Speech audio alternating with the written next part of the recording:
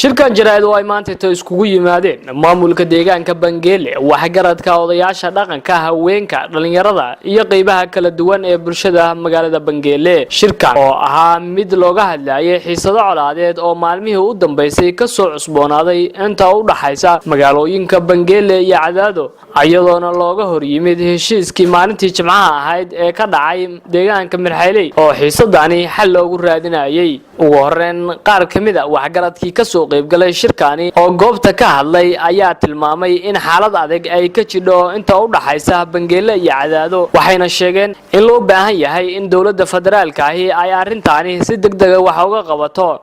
laga degmo isku muuqato oo degmo inta soo duushay degmadii kale ku daldegtay wada hadal bay diiday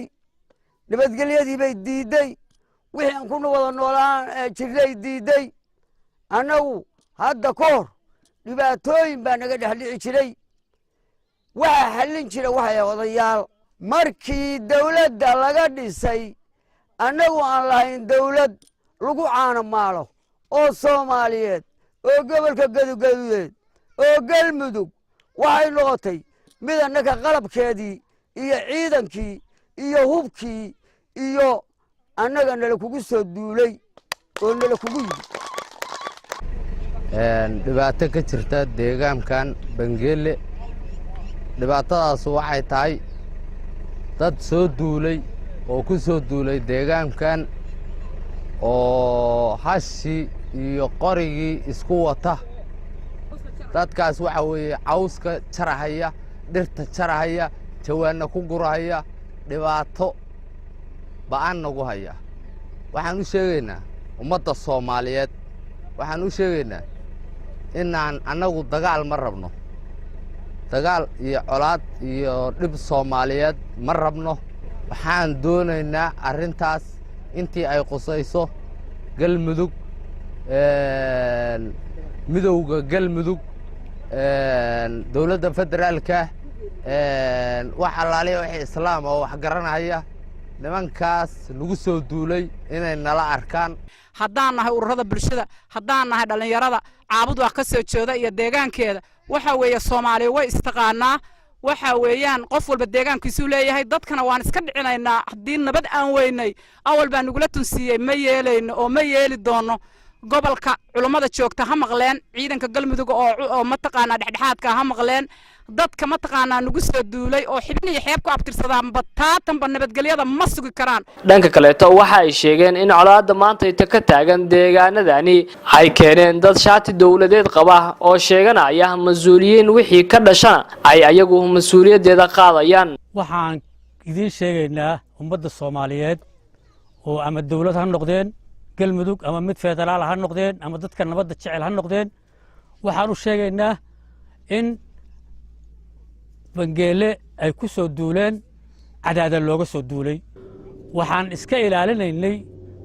annagu in maantayto aan xabad ridno xabad wiil baa ku dhintay wiil kuma dhasho waxaan rabnaa xabadaas haddii ay wax laga qaban waayo wixii ka yimaado oo dheeraad ah inay mas'uul ka yihiin nimanka soo duulay shirkii Mirxayley lagu qabtay oo majara habaabisa oo nabadda lagu majara habaaminayay oo dariska walba wax kala tirsanayay la doonayay in la isugu dhibaateeyo wixii lagu qabtay meesha laga sheegay wax ka jireen aysan jirin baan anigu cadeynaya wixii meesha ka dhaca ay mas'uul ka yihiin qolada amniga sheeganaysa iyo qolada odayaasha sheeganaysa Cadaadood wax ay ku wada socdaan oo go'aan ay wataan in yihiin baan cadeynanaa dowladuna waxay ka qabanaysaa iyada u taala annagu uma soo guurno ximan iyo xeebo xoolo ma daaqsanno technical lama imaano xabado kuma soo tuurtuurno geeyaga iyo ariyahayaga midna ma soo gaaraan isceshada kolley dad caqli leh baa tihiin Soomaaliyu markay ra'yi sheekaysato kolley waa wax dhow idinku soo noqonaya waxaan xil qaadi karin baan xil loo dhiibtay waxa u dhiibatay dowladda meesha xasilin iyo nabadgelyo laga rimana xasarad iyo xumaan bay dhaliyeen ummad kale huruday bay soo kiciyeen col iyo ciidan bay waxay soo dildhigeen carruurtayada iyo haweenkii iyo dadkii jilicsan tahay ugu dambeyntii gudoomiyaha degmada Bangeele Ximbil Maxamed Axmed oo hadalka ku dheeraaday ayaa sheegay in rag siyaasiyiin ah ay horinayaan colaadani asagoona dowladda federaalka ahi ugu baaqay inay arintani si degdeg ah wax uga qabtaan una soo dhaxgalaan intaysan dhibaato tan ka weyni aysan halkaasi ka dhalan meeshan waa lagu soo duulay waxaa ku soo duulay cadaadaha ku soo duushay dagaal baa ka dhicay raba intaasna annaga waan waaninaynay oo lahayn dowlad baa soo gaaraysa haddana dadka deegaanku wuxuu u diyaar garoobayaa dagaal waxaan sheegaynaa niman baa waxay la baxeen xasilinta xasilin maahana kicin weeye nabadgelyada waxba kama ay qaban dhibaata ugama horrayn meeshaan qori kama jirin dagaal kama jirin dhibaata kama jirin cid isdagaashaa ma jirin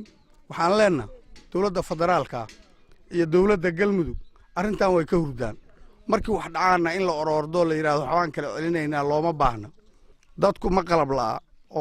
oo ma diriir la'a ee waxaanu diidanayn maanta inaan dagaal loo ciilqabin baan u haysanay oo Soomaaliya dagaal ka dharagtay